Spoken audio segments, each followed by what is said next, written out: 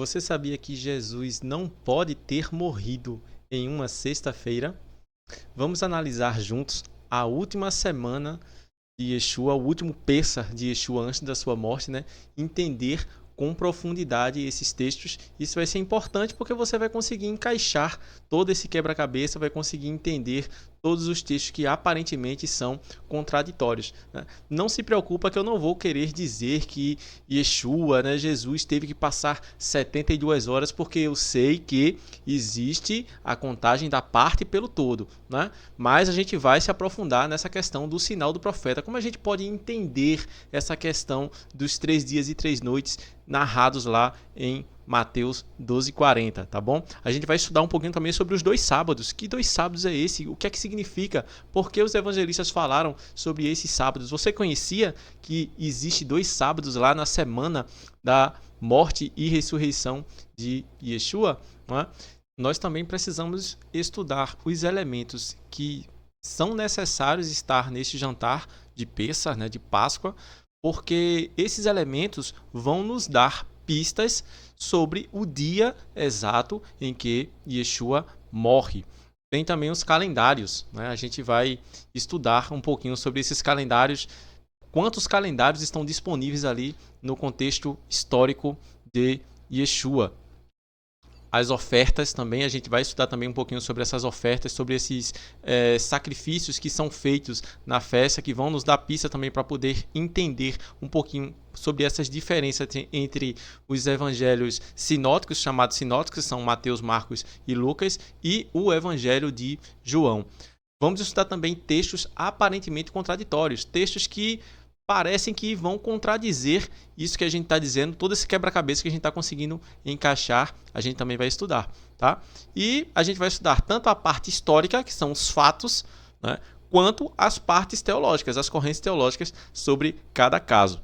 Então fica comigo até o final do vídeo, tá bom? Yeshua, ele morre antes de um sábado. Isso é um fato, né? Você pode conferir essa informação aí nas referências. Agora, a tradição, ela diz que antes de um sábado é uma sexta. E isso, para uma pessoa que não conhece de judaísmo, é o óbvio, é o lógico. Não existe outro dia antes de um sábado. Porém, no judaísmo, as coisas são diferentes.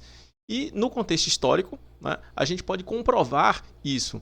Lá no livro de Êxodo, por exemplo, né, você vai ver que existe o sábado semanal, que é o 7º dia da semana, Êxodo 31:17, mas também existe os sábados festivos. O que significa sábados festivos? São como se fossem feriados na cultura aqui do Brasil, né? Então é chamado de Yom Tov no contexto original, né?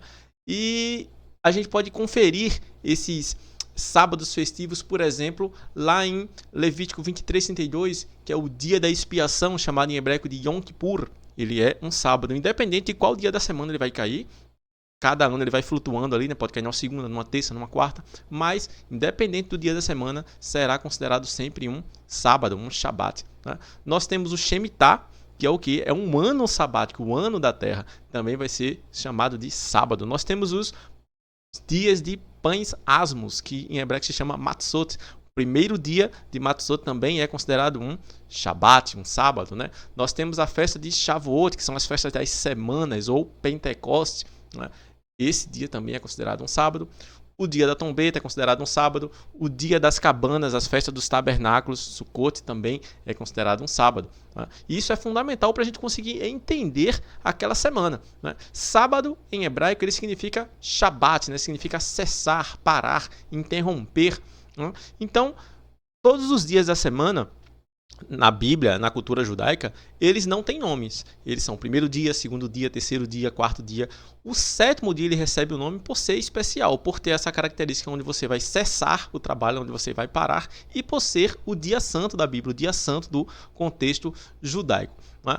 Mas todos os feriados que são Yom Tov também são chamados de Shabat no contexto histórico e também na religião judaica, né? Na semana em que Yeshua morre, né? Permita-me falar Yeshua porque é o meu contexto, eu não tenho nenhum problema com nomes, não. Eu gostaria de falar Jesus, na verdade é o correto eu falar Jesus aqui para vocês, só que por eu trabalhar tanto com essa questão do contexto original, do nome ser parte do meu dia a dia, fica difícil para mim ficar falando de Jesus, então Jesus e Yeshua a mesma pessoa, tá bom?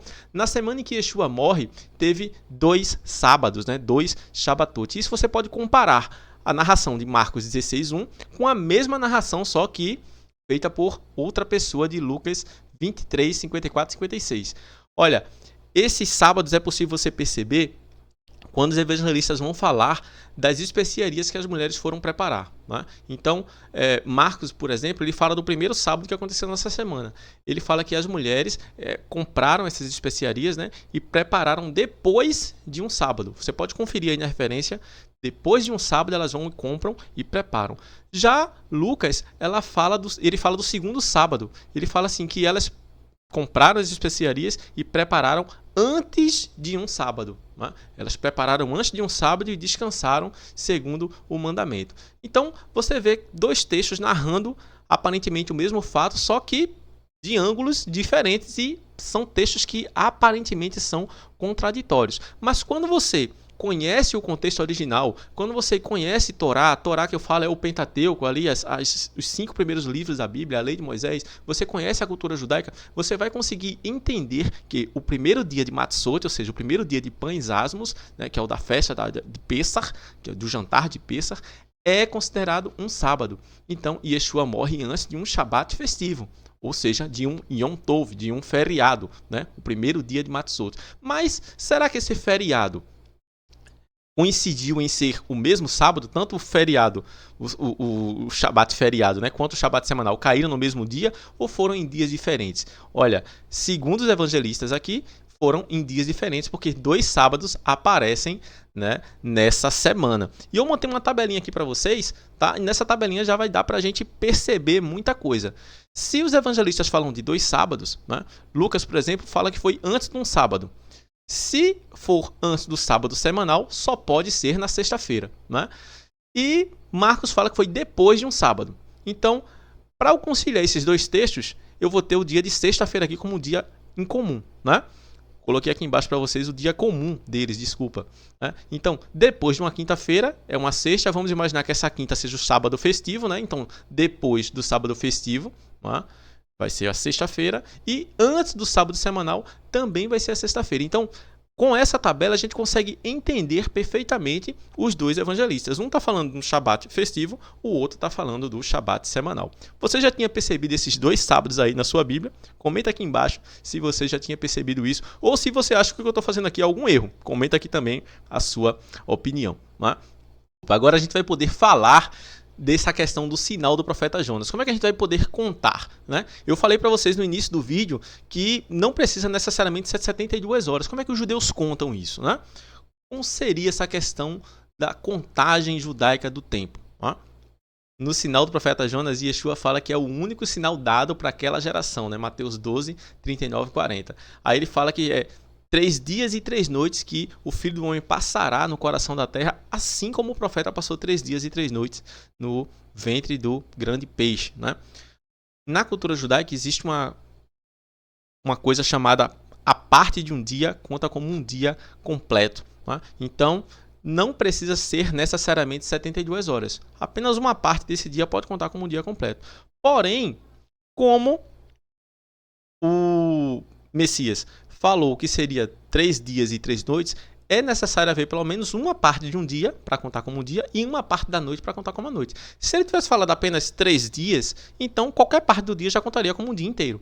Mas como ele falou dias e noites, então eu preciso de uma parte de dia e uma parte da noite. Mas antes da gente entrar nesse cálculo, você precisa entender como funciona essa transição do dia bíblico, do dia judaico, né? Então, o dia bíblico, ele começa com a noite, tá? Então, toda vez que tem o pôr do sol, né, inicia um novo dia, tá bom? Vamos convencionar aqui, para ficar fácil em questão de entendimento, também vou convencionar com vocês a questão dos dias da semana que eu coloquei aqui na tabela. Biblicamente falando, os dias da semana não tem nome, mas para ficar fácil o entendimento, eu vou chamar de domingo, segunda, terça, quarta, para ficar mais fácil aqui a aula para vocês, tá bom? E a gente vai convencionar também que a noite começa às 18 horas. Então, um novo dia sempre vai começar às 18 horas no calendário bíblico. Como é que a gente vai fazer a contagem desses dias? Olha só, se um menino nasce às 17h45 de um Shabat, né, de um sábado, o menino nasceu, quando olhou-se no relógio lá, foi 17h45. Faltava 15 minutos só para o dia terminar. Esse dia ele vai ser contado, tá? Então a circuncisão, que acontece o quê? No 8º dia de vida da criança, vai acontecer aonde? No próximo Shabat, tá bom? Porque só 15 dias, porque a gente não conta só a partir do outro dia. Não, não funciona assim na contagem bíblica, tá bom? Outra coisa também que a gente pode comprovar como funciona essa contagem bíblica, os votos, né? O voto de nazireado, o voto de nazir, né? Você pode conferir lá, por exemplo, no Talmud, né? O Talmud Yerushalayim. Eu coloquei aqui para vocês as referências, né? Tratado de Shabat, né? O Talmud Bavli, né? Tratado de Nazir. Tem todas as referências para você conferir, caso você tenha alguma dúvida, tá bom? E é preciso sempre haver uma parte para que o todo seja contado, né? Eu não posso dizer que um dia foi contado se não tiver pelo menos uma parte do dia ali. A gente pode falar dia para representar o dia todo de 24 horas, ou a gente pode falar dia para representar só a parte clara do dia, né? Quando normalmente a pessoa fala dia e noite, é porque ela quer falar uma parte clara do dia e quer se referir também à parte escura do dia, né? Então tem que ter pelo menos uma parte clara e uma parte escura. Vamos analisar versos da Bíblia onde aparecem essa parte clara e parte escura. Por exemplo, no dilúvio, fala que foram 40 dias e 40 noites, né, chovendo. Então tem que ter pelo menos ali uma parte do dia e uma parte da noite. Não significa necessariamente um dia completo de 24 horas, né? Moshe no Monte Sinai, né? Moisés, quando foi receber a Torá, né, a lei, lá no Monte Sinai também passou 40 dias e 40 noites. Não significa que foram dias completos, né? Pode ser uma parte da noite, né, e a parte do dia ali contando como o todo, né? Uma parte contando pelo todo, né? 1 Samuel 30, 12, 13, tem a questão de um servo egípcio que Davi encontra no meio do caminho quando está perseguindo os amalequitas, se eu não me engano, né? E esse servo egípcio, ele fala para Davi que já está 3 dias e 3 noites sem comer. Aí lá na frente ele fala assim, olha, eu adoeci há 3 dias. Aí você pode achar estranho, oxe, então é o 4º dia, né? Então é uma contradição? Não, na verdade não. Se você for fazer a conta aqui, nessa contagem da parte pelo todo, você vai entender que se esse egípcio ele parou de comer ali sábado às 20 horas, ou seja, na parte escura do dia, né? E Davi tiver encontrado ele na segunda-feira, na parte clara do dia, né? Às 7 horas da manhã, passaram 3 dias e 3 noites. Não precisa passar a noite toda do sábado, nem o dia todo da segunda-feira para contar 3 dias e 3 noites. Conseguem me entender? A contagem do Oriente é um pouco diferente da contagem do Ocidente, principalmente no tempo antigo, né? O livro de Esther também, a gente pode ver essa questão de 3 dias e 3 noites, tá bom? Esther, ela pede ali para Mordecai, né? Para os judeus jejuarem 3 dias e 3 noites, né? Ela é bem precisa em relação a isso. Só que o texto diz, lá em Esther 5:1, que no 3º dia ela se apresenta ao rei. Parece que a contagem não foi completa, né? Como é que ela se apresenta ao rei? Tá faltando dias aí. Mas só é você prestar atenção. Se o primeiro dia, lógico, como o dia começa com a noite, vamos contar certinho, né? O dia 1, noite e dia, né? O dia 2, noite e dia de jejum. Dia 3, noite e dia de jejum. E durante a parte clara do dia, né? Hadassah, né? O Esther, ela se apresenta ao rei. Aquela parte ali do dia contou como o dia todo, a parte clara do dia. Então, o tempo está completo. Conseguiram entender essa questão do cálculo das partes pelo todo, né? Isso é importante você saber. Se não entendeu, deixa aqui nos comentários que a gente vai estudando, tá? Então, não precisam ser 72 horas literais, tá? Mas precisam ter as partes ali para elas poderem ser representadas, né? Para o todo ser contado, né? Precisa ter pelo menos uma parte dele ali, tá bom?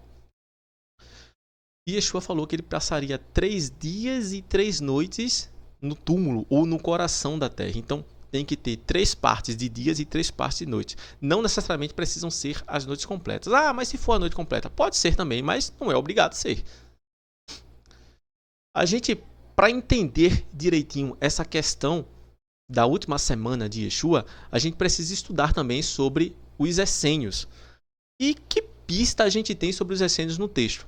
Olha, no texto a gente tem no mínimo aqui duas pistas, né? A primeira pista que a gente tem no texto é sobre esse homem levando um cântaro de água na cabeça. No contexto histórico, isso é um serviço que é feito por mulheres. É igual se for, quando eu era criança, por exemplo, né? Dizer que você vai ao rio, por exemplo, e vai encontrar homens lavando roupa no rio.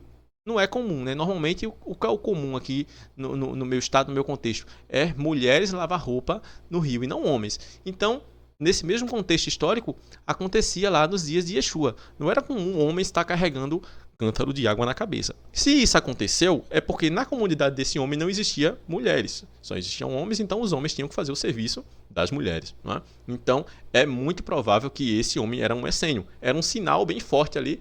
Então, os discípulos iam chegar e eu ver um homem carregando um cântaro com água e assim, opa, esse é o sinal. Não tinha como dar errado, tá bom? No livro Jesus de Nazaré, né, do Papa Bento XVI, é Joseph Ratzinger, o nome dele, né? Ele fala sobre esse fato. Ele diz o seguinte, que Jesus ele celebra o seu último Seder, né, o seu último jantar, numa comunidade dos essênios. A comunidade cristã também, ela tem uma tradição muito antiga que remete o cenáculo, o local, né, onde foi preparado esse último jantar, esse último Seder, onde foi preparado, foi num cenáculo no bairro dos Essênios, lá em Jerusalém.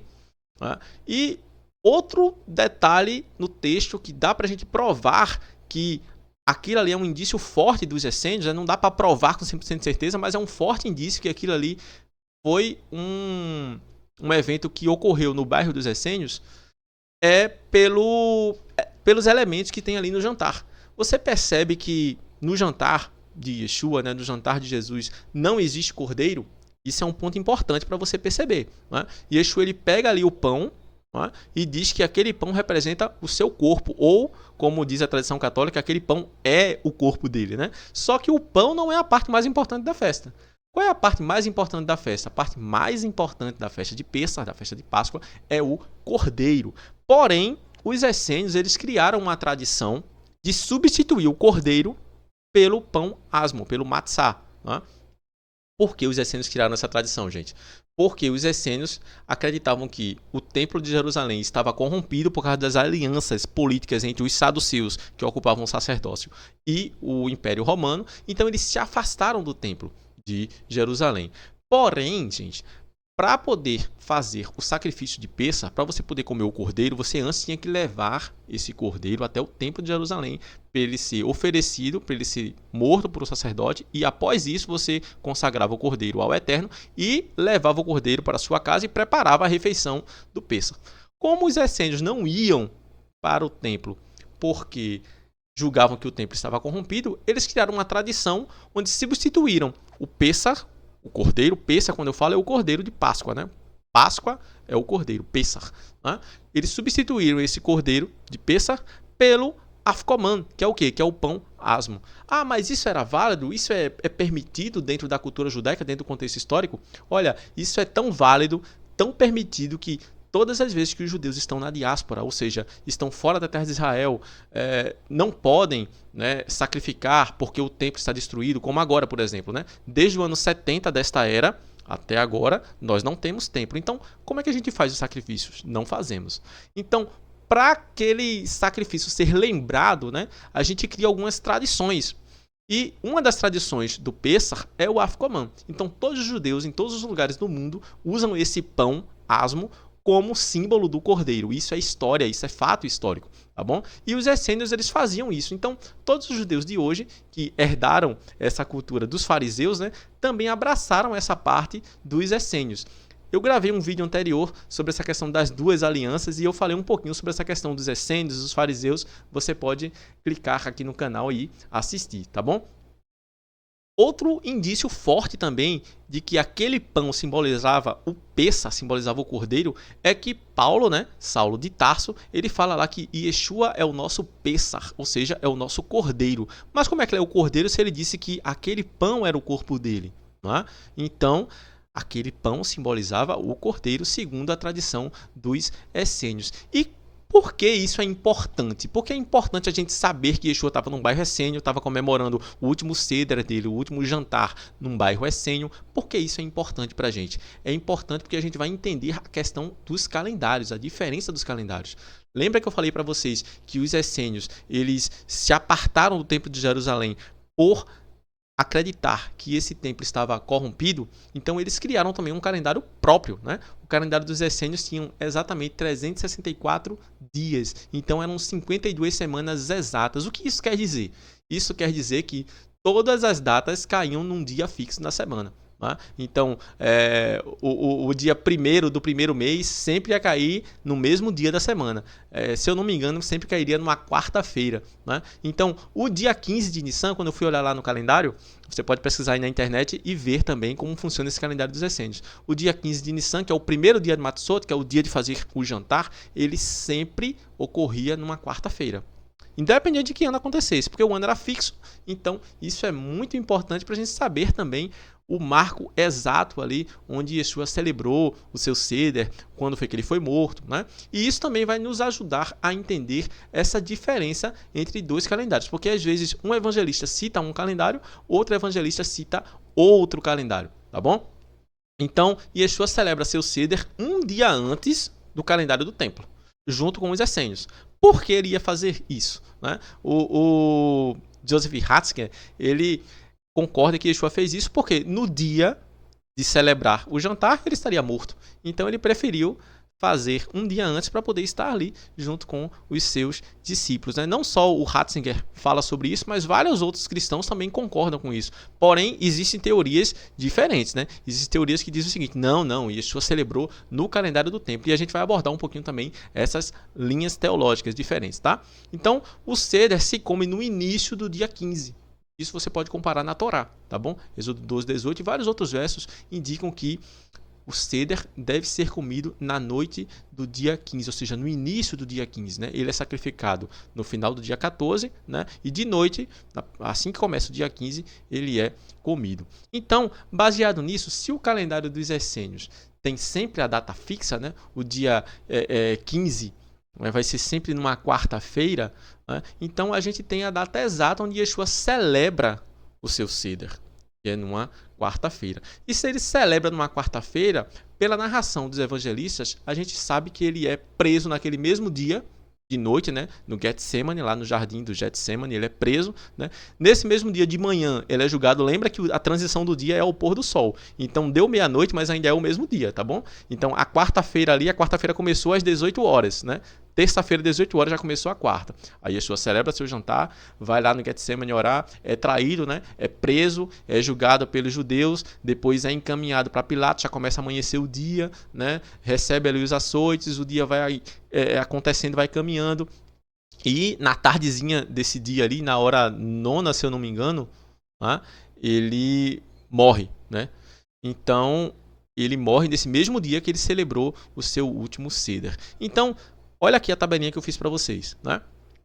Se ele morre, se ele celebra o último Seder dele na quarta-feira, porque o calendário dos essênios é fixo, dia 15, então, na contagem dos judeus, foi um dia antes, porque foi o dia 14 que ele celebrou. Ele deveria celebrar no dia 15, na quinta-feira. Mas nessa quinta-feira ele já estaria morto, Vamos se aprofundar um pouquinho. Você vê que tanto essa tabela que eu coloquei para vocês, ela complementa a tabela anterior lá dos 2 sábados. Você vê que é a mesma tabela. Aqui eu só especifiquei o quê? Que nessa primeira fileira aí, tá o calendário do templo oficial. Na segunda fileira que eu coloquei calendário dos essênios, está representando a data no calendário dos essênios. Aí eu fiz as citações aí para vocês compararem, dá uma pausazinha no vídeo, grava essa tabela aí e compara com a sua Bíblia, tá bom? Outra pista também, gente, é que os essênios, eles não questionam a data. E Yeshua chega e diz o seguinte: olha, nosso mestre, os discípulos dele chegam e dizem assim: olha, nosso mestre vai precisar de um espaço para preparar o jantar, para preparar o Seder. E o homem, o dono da casa, ele não questiona, ele não, tudo bem. Se fosse em outra localidade, eles diriam o seguinte: olha, teu mestre vai preparar o jantar um dia antes do previsto, fora do tempo certo. Mas por que os essênios não questionaram? Porque é aquela data onde toda a comunidade dos essênios iria preparar o jantar.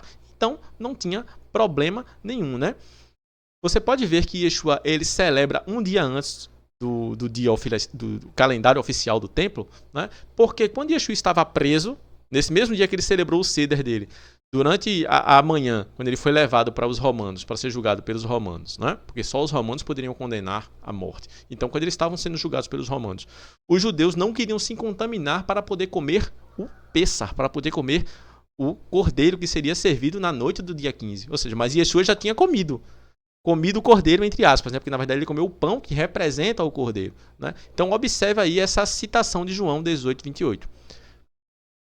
Mas lembra que eu falei para vocês que existem outras correntes teológicas que dizem o seguinte: não. Yeshua, Jesus, né? Ele celebrou na data oficial, no calendário do templo, né? Então, se Yeshua fez isso, a gente vai ter alguns problemazinhos aqui com o texto, né? Eu quero que você me ajude com esses problemas aqui, comentando aqui nos comentários se você concorda com essa corrente, né? Porque se Yeshua come do Pêssar, né? No dia 15 mesmo, no calendário do templo, esses judeus lá, de João 18, 28, eles não queriam se contaminar com o quê depois, né? Que Pêssar eles iam comer depois? São dois cordeiros, né? Aí, essa corrente diz o seguinte: não, esses aí não são o cordeiro do Pêssar original, são as outras ofertas que são oferecidas, né? Chamado na cultura judaica de Hagigot, né? Que são ofertas da festa, né? Hag é festa, então ofertas da festa de Pêssar, né? Que podem ser oferecidas. Que ofertas são essas, né? Essas ofertas elas estão também na Torá, né? Você pode ler aí em Levítico 7:16. Eu escrevi um comentário da Paraxá das porções que a gente estuda todo sábado, né? Falando sobre isso, porção Vaikra, né? E porção Tzav. Você pode entrar no meu site e você vai ter uma aula detalhada sobre essa questão dos sacrifícios, do que pode ser oferecido. Então, esse Shelamim, que é a oferta de pazes, que está descrito lá em Levítico, ele entra nesse contexto de festa como Hagigá, como Hagigot. Ele poderia ser oferecido também, né? Então, esses teólogos que acreditam que Yeshua morre na data oficial do templo, então essa Pêssar que João cita, na verdade não seria o cordeiro de Pêssar, seria a Hagigá, né? E essa Hagigá, ela poderia ser comida até 2 dias, né? Ela não tinha a obrigação de ser comida como o cordeiro de Pêssar, que você matou ele na tarde, né? Sacrificou ele ali na tarde, você tem que comer ele antes de amanhecer, né? Essa é a regra. Porém, essa corrente ela encontra alguns problemas. Quais são os problemas que ela encontra, né? Nunca na cultura judaica, nos documentos judaicos, nunca essa Hagigá ela é chamada de Pêssar. Não. A Hagigá só é chamada de Pêssar se ela for servida junto com Pêssar. Se ela for comida no mesmo dia junto com Pêssar, aí você pode chamar todo aquele jantar de Pêssar. Tudo que está ali é Pêssar. Inclusive até o pão é Pêssar também. O jantar de Pêssar, né? Mas se a Hagigá for comida depois, ela é uma Hagigá. Ela é uma oferta de pazes, uma oferta de Shelamim, né? Então você pode conferir aí na Mishnah, no Talmud, né? Sobre essas referências. Outra coisa também é que João fala sobre a preparação do Pêssar. Então, percebe que as coisas não encaixam muito bem se a gente for dizer que Yeshua seguiu o calendário oficial do templo, né? Então, se o calendário oficial do templo já teve Pêssar, como é que João fala que foi a preparação do Pêssar? Aí você vai dizer, não, é porque a preparação do Hagigá, ele chama Hagigá de Pêssar. Na cultura judaica isso não acontece. Será que existe algum documento que isso acontece? Será que você saiba que existe esse documento? Se souber, comenta aqui embaixo também que eu vou aprender junto com você, tá bom? João também comenta sobre o grande Shabat, né? O grande Shabat, o grande sábado, né? É grande em questão de importância, né? Não em questão de tamanho, né? Porque o Shabat Hagadol, que é de grande, é o Shabat que antecede Pêssar na cultura judaica, né? Ou seja, o sábado antes da semana de Pêssar é chamado de Shabat Hagadol também, em questão de importância, né? E o Shabat que acontece no dia de festa, no dia da festa de Pêssar, é chamado de Shabat Hol Hamoed, que significa o Shabat nos dias intermediários de Pêssar. Então, quando João fala que aquele vai ser um grande Shabat, né? É grande em relação à importância, vai ser o primeiro dia de Matzot, né? O Shabat festivo, né? Os outros evangelistas também concordam com João. Eles dizem que aquele ali, o dia que Yeshua foi preso, era o dia da preparação. Preparação para o quê? Preparação para o Pêssar. Mas como é que era a preparação se eles já fizeram um jantar? É porque eles comemoraram em outro calendário. Então percebe quando fica essa junção de calendários, parece que o texto está se contradizendo, mas na verdade os evangelistas estão citando calendários diferentes. Tá bom? Então, Yeshua, ele morre nesse dia e ele é colocado no túmulo antes de iniciar esse Shabat, né? Na verdade, ele é colocado no túmulo, segundo Lucas 23:54, amanhecendo o Shabat. Ou seja, assim que ele foi colocado no túmulo, acho que o túmulo sendo fechado ainda, ou assim que o túmulo foi fechado, já foi considerado Shabat, né? Já começou o Shabat, que ele fala assim, amanhecia o sábado. Amanhecia no sentido de começar, né? Porque você sabe que o dia judaico não começa com a manhã, ele começa com a noite. Então amanhecia o Shabat talvez seja uma forma de falar, né? De dizer que o dia estava começando, tá bom? E qual foi o dia, de fato, então, da ressurreição, né? Se Yeshua morre ali, né, no final da quarta-feira, né? É colocado no túmulo ali no início da quinta, final da quarta para o início da quinta, nessa transição, né? Quando é que as mulheres foram ao túmulo? O texto é claro em dizer isso. As mulheres foram ao túmulo no domingo, sendo ainda escuro, e elas viram que a pedra estava, elas viram, né, que a pedra estava removida, que a pedra estava tirada ali do local, né? Então, mais uma vez lembrando, o dia começa com o pôr do sol. Então as mulheres foram ali ao túmulo, vamos dizer, próximo das 18 horas ali do sábado, né, do que seria o sábado da gente, próximo das 18 horas do nosso sábado já é considerado um domingo, tá? Então as mulheres foram ali próximo das 18 horas e viu que a pedra já estava removida, né? O outro evangelista, Lucas 24:1, ele fala domingo muito de madrugada, na intenção de dizer o que? Muito cedo, provavelmente que ele diga dessa forma, né? Agora, Mateus, ele foi preciso com o horário. Mateus, ele fala o seguinte, olha, as mulheres foram ao túmulo no final do sábado, começo do domingo. Ou seja, Mateus indica essa transição de dias. Então, a hora que as mulheres chegaram no túmulo foi muito próximo das 18 horas. Se a gente for convencionar aqui que o dia termina às 18 horas, né? que a noite começa às 18 horas, melhor dizendo. Né? E quando as mulheres chegam no túmulo, nesse horário, Yeshua não ressuscita nesse horário, Yeshua já havia ressuscitado. Elas chegam lá, elas encontram a pedra removida, né? E elas encontram o túmulo vazio. Lembra que os evangelistas falam de um grande terremoto, né? Que eles escutam. Aquele terremoto ali não é a hora da ressurreição de Yeshua. Aquele terremoto ali, aquela coisa, aquele barulho que eles escutam, é a pedra sendo removida, né? Porque o mensageiro vai e remove a pedra, né? Para que as mulheres possam ver que o túmulo está vazio, né? Então, esse som, esse barulho que as mulheres chegam lá e olham e veem, ele já não está mais. Ou seja, logo nos primeiros minutos do domingo, né, ele já não se encontra no túmulo. Então, eu fiz aqui mais uma tabelinha para vocês verem. Você pode colocar em pausa e verificar direitinho. Eu coloquei aqui a noite e o dia, já que o dia começa com a noite, tá? A quarta-feira começa com a noite. Então, no início da noite da quarta-feira, Yeshua estava celebrando o seu jantar. No dia 14, na data errada, porque no calendário dos essênios era dia 15. Então, no calendário dos essênios era a data certa. Mas aqui eu estou citando o calendário do templo, tá bom? Então, no dia 14, à noite, Yeshua estava celebrando seu jantar. Nessa mesma noite, ele foi preso. Começou o dia ele sendo julgado. Depois, ele foi açoitado. Depois, ele foi levado à cruz, né? Nesse mesmo dia aí da quarta-feira. E no final do dia da quarta-feira, ou seja, lá para as 15 horas aproximadamente, né, Yeshua morre. Então, quando ele morre, é tirado o corpo ali, é pedido, solicitado a Pilatos para que possa retirar o corpo, para fazer os preparativos, para poder enterraram num túmulo perto, porque já estava chegando o sábado, mas esse sábado era o sábado festivo, era quinta-feira. E o evangelista fala que já estava começando o sábado, como o pessoal terminou o serviço ali do túmulo, né? Ou quando ele foi colocado no túmulo. Então, ele fica nesse túmulo aí no início da noite, não no final da quarta-feira, no final da tarde ou no início da noite ele é colocado no túmulo, né? Então vem a noite de quinta, o dia de quinta, que ainda é Shabat, Yom Tov, né? Ou seja, um dia bom, um dia de feriado. E chega a sexta-feira, depois desse sábado festivo. Na noite de sexta-feira, né, já terminou o sábado festivo e as mulheres podem comprar e preparar as especiarias. Então ela tem um dia todo para fazer isso, né? Na sexta-feira, ou de dia, ou de noite, ou de dia, elas vão poder comprar e vão poder preparar essas especiarias. E no sábado semanal agora do dia 17, elas vão descansar segundo o mandamento. Então, percebem como se harmonizam os dois evangelhos, né? E começa o Shabat com a noite, né, do dia 17 do 1 aqui, esse 1 aqui é Nissan, tá, gente? Não é 1 de janeiro, não, é 17 de Nissan no calendário judaico. Então, 17 do primeiro mês, 17 de Aviv. Então, começou o Shabat na noite de sexta, né? 18 horas de sexta-feira, vamos padronizar assim, 17 de Nissan começou o Shabat. Durante o dia 17 de Nissan ainda, na parte clara do dia, provavelmente Yeshua ressuscita nessa parte clara. Né? Provavelmente. Ele pode ter ressuscitado na parte escura também, se você contar que ele já foi colocado no túmulo, já foi fechado no túmulo ali na quarta-feira de tarde. Né? Mas eu acho que não. Acho que a contagem deve ser que ele foi fechado ali no início da quinta, mas tudo bem. Ou sendo de noite, ou sendo de dia, é muito provável pelas contas aqui que Yeshua ressuscite no dia de Shabat. Isso já fazendo a contagem inclusiva, né? Uma parte contando pelo todo. Eu não estou falando aqui de 72 horas, né? Eu estou falando aqui de tem que ter uma parte escura para contar como uma noite e tem que ter pelo menos uma parte clara para contar como um dia, como a gente viu nas lâminas anteriores. E quando termina o Shabat, final do dia 17 aqui de dia, no início da noite as mulheres vão ao túmulo, porque acabou o impedimento delas, acabou o dia santo ali, onde é para se fazer o descanso, né? E quando começou às 18 horas, as mulheres foram correndo no túmulo e ele já não estava mais lá, tá bom?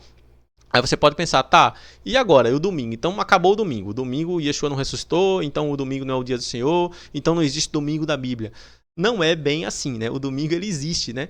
O domingo existe. Qual é citado? Como é citado o domingo na Bíblia, né? O domingo é o dia que as mulheres descobrem a ressurreição, né? É no domingo que as mulheres descobrem que ele ressuscitou. Estão aí os textos para vocês verificarem. É também no domingo que Yeshua aparece aos seus discípulos, né? Existem algumas práticas na comunidade que ocorrem no domingo, né? E isso está registrado lá em Atos 20, Atos capítulo 20, versículo 7, 1 Coríntios 16, 2, e a gente vai estudar um pouquinho sobre essas práticas. O que seria? Por que eles se reuniram no domingo, né? Se não foi o domingo que Yeshua ressuscitou, por que eles se reuniram no domingo?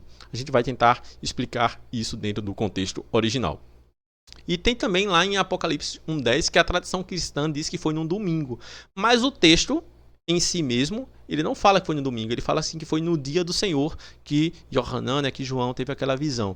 Aí a tradição interpreta que esse dia do Senhor seja no domingo, mas o próprio texto ele não fala que foi no domingo ou no primeiro dia de semana, ele fala que foi no dia do Senhor. Então, deixa aí a interpretação vaga, né? Talvez o dia do Senhor que ele esteja se referindo seja o Shabat. Shabat é o dia do Senhor. Qual o dia do Senhor na Bíblia? Se você for para a Torá, o dia do Senhor na Bíblia é o Shabat. Não, mas aqui ele está falando do dia da ressurreição. Historicamente falando, fica difícil Yeshua ter ressuscitado no domingo. Né?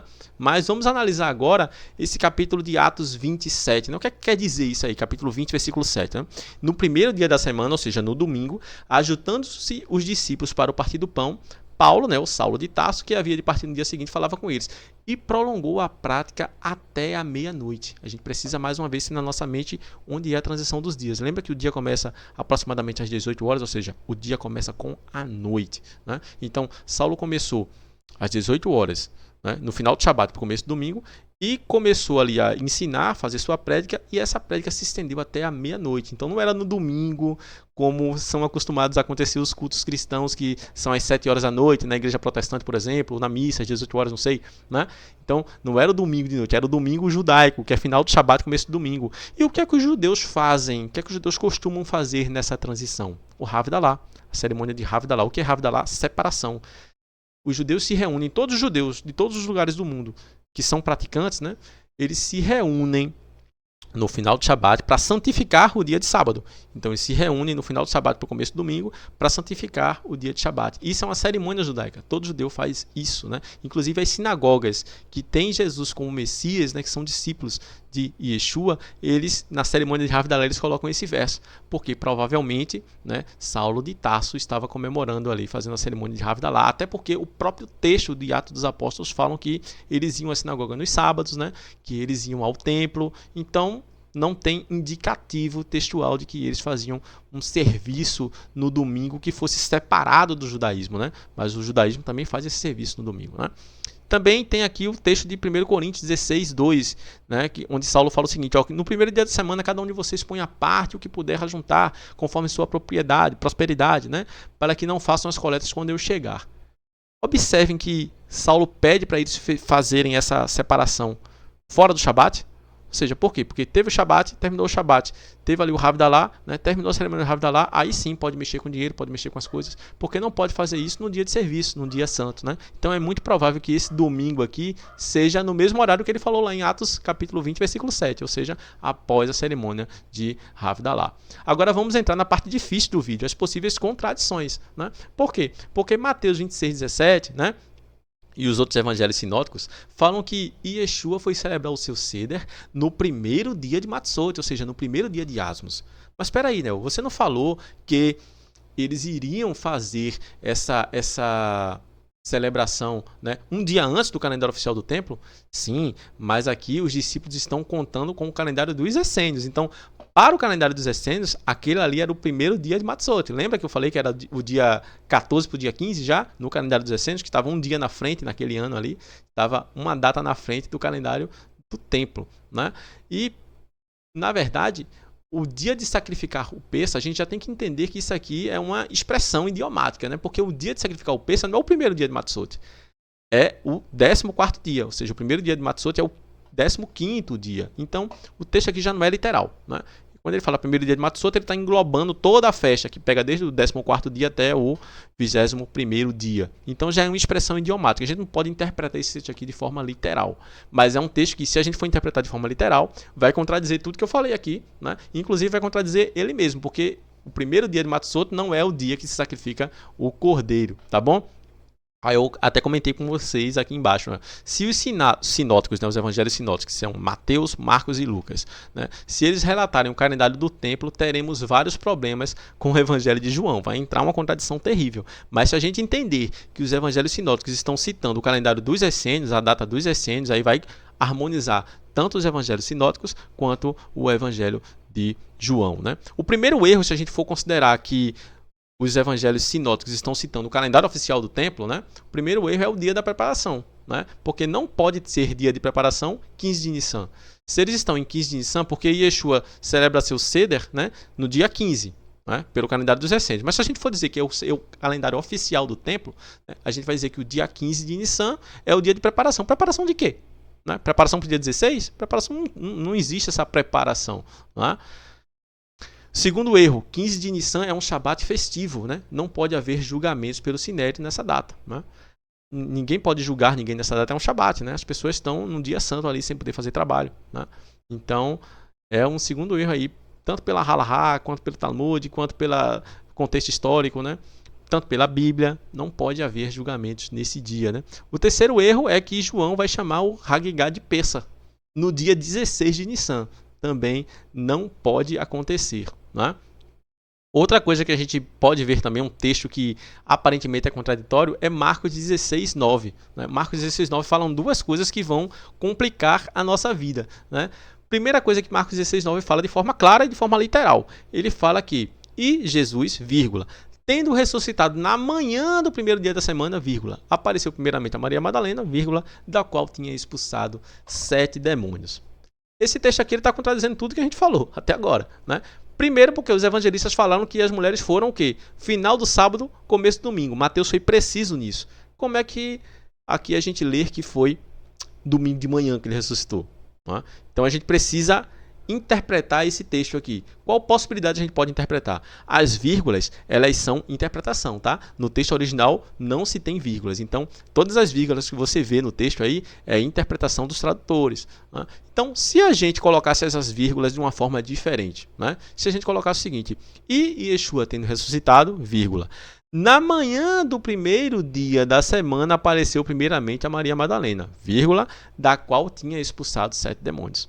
Então, o texto de Marcos 16:9 não fica contraditório com os demais. Ah, mas você está dizendo isso, professor, porque você quer forçar a interpretação, né? Não, se a gente for interpretar esse texto aqui literalmente, que Yeshua ressuscitou na manhã do primeiro dia da semana, ele se contradiz com todos os outros evangelhos, porque os outros evangelhos falam que as mulheres foram no início do domingo, ou seja, às 18 horas do domingo, não tem como ser na manhã, né? A gente tem que interpretar também essa palavra manhã. Por que está escrito manhã aqui? Lembra lá do amanhecia o sábado? Talvez seja uma expressão idiomática. Manhã talvez signifique o quê? O começo do domingo, né? Talvez signifique isso. Mas você tem a liberdade de interpretar isso aqui literalmente. Então comenta aqui embaixo como é que você explica, né? Se isso aqui for literal, como é que você explica os outros evangelhos dizerem, principalmente Mateus, né? Que foi no final do sábado, começo do domingo, né? Citei até Lucas para vocês, né? Lucas 23:54, que fala amanhecia o sábado, né? Como se manhã fosse o início do dia, uma expressão idiomática para dizer aquilo ali, né? Domingo de manhã bem cedo ao nascer do sol. Marcos 16:2 fala que foi domingo de manhã bem cedo ao nascer do sol que as mulheres foram lá no túmulo. Isso contradiz totalmente Mateus, né? E João também, porque Mateus e João falam que, e Lucas também, né? Falam que as mulheres foram escuro, muito de madrugada, né? E Mateus, ele é preciso dizer, no final do sábado, começo do domingo. Então, se a gente for interpretar aqui, domingo de manhã bem cedo ao nascer do sol, então significa que a transição que Mateus está querendo classificar com o dia, como se o dia judaico começasse com a manhã. Não tem como, né? Não tem como, é contra a Bíblia, né? A gente pode interpretar que isso aqui é uma expressão idiomática, nascer do sol significa o início do domingo, ou então foi um idiomatismo, né? Que as pessoas diziam ali, amanhecia o dia, amanhecia o domingo, e posteriormente um copista foi fazer aquilo ali, botou amanhecia o domingo, então começo da manhã do domingo, né? E esse erro de copista ficou como se fosse, né, domingo de manhã bem cedo, né? É uma possibilidade, né? Aí você pode dizer o seguinte: não acredito que haja erro de copistas na Bíblia, né? Então, o que é que você me diz sobre Mateus 23:35, né? Quando você vai comparar Mateus 23:35, né? Até o sangue do profeta, até o sangue de Zacarias, filho de... de vez de falar filho de Joiada, fala filho de Baraquias, né? Mas o Zacarias, filho de Baraquias, é o profeta Zacarias, né? Só que o Zacarias que morreu entre o templo e o altar é o sacerdote, né? O profeta, o Zacarias, filho do sacerdote Joiada, né? Compara aqui no texto, né?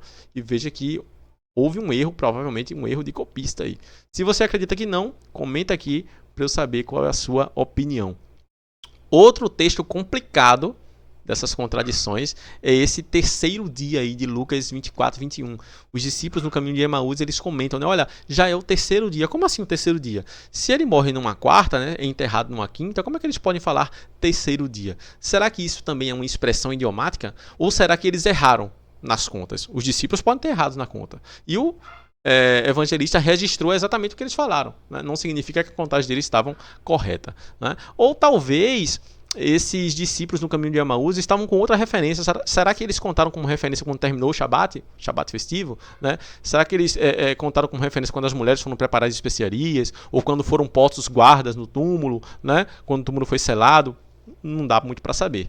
Esse é um texto complicado, né? Se a gente entender que houve um erro na contagem ou que foi uma expressão idiomática, ele pode se encaixar com os outros. Mas o que é que você acha sobre esse texto? Comenta aqui também para eu saber a sua opinião. E qual é a conclusão desse estudo? Olha, na conclusão desse estudo a gente viu que teve 2 sábados, né? 2 sábados naquela semana. A único dia que as mulheres podiam preparar as especiarias era numa sexta-feira, depois de um sábado e antes de outro, né? Então, isso a gente conclui que Yeshua morre numa quarta, é enterrado ali no final da quarta para o começo da quinta, né? Ou no começo da quinta-feira, né? Na sexta-feira elas conseguem preparar, antes do sábado elas descansam, né? Conforme Lucas narra, né?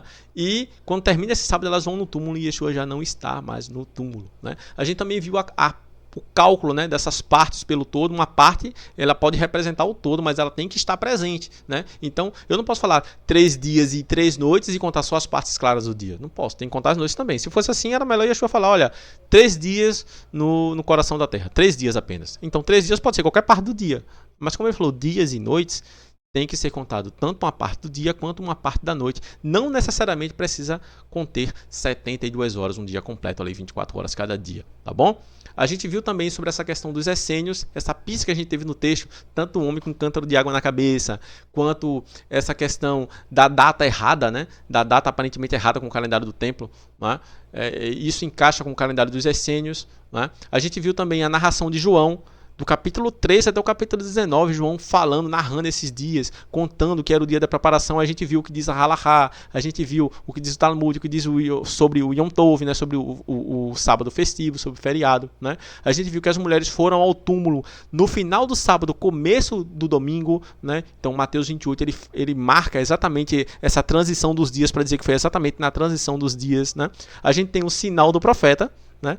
Sinal do profeta Jonas, que foi exatamente 3 dias e 3 noites. A gente já sabe como fazer esse cálculo, né? Então se encaixa se ele morrer numa quarta-feira e ressuscitar ali em alguma parte do sábado, né?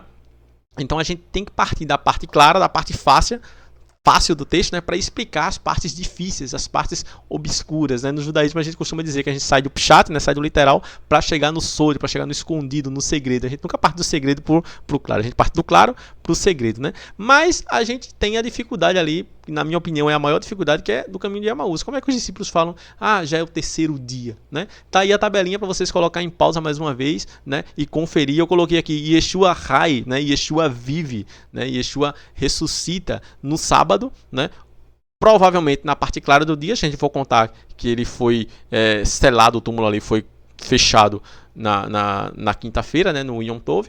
ou também pode ser na noite, se você for contar já com parte da tarde ali, o pouquinho que ele ficou ali do final da quarta-feira também pode ser contado. E no domingo as mulheres foram lá e Yeshua já não estava mais no túmulo, tá bom? E o que é que você achou? Você pode compartilhar essa informação, você pode se inscrever no canal, clicar no like, que vai ajudar bastante, tá bom? Se algo não ficou claro, deixa aqui sua dúvida nos comentários. Se você acredita que eu errei em algum ponto também, deixa aqui nos comentários. Aqui tem o meu site, você pode encontrar esse estudo lá em texto. Tem gente que prefere texto do que vídeo, então tem lá esse artigo lá em texto. Tá aqui tanto o link do meu site, né? site.google.com/view/neldjan. Tem tanto também o QR Code que você pode apontar a câmera do seu celular e ser encaminhado para o meu site. Que o Eterno seja conosco sempre e até o próximo vídeo.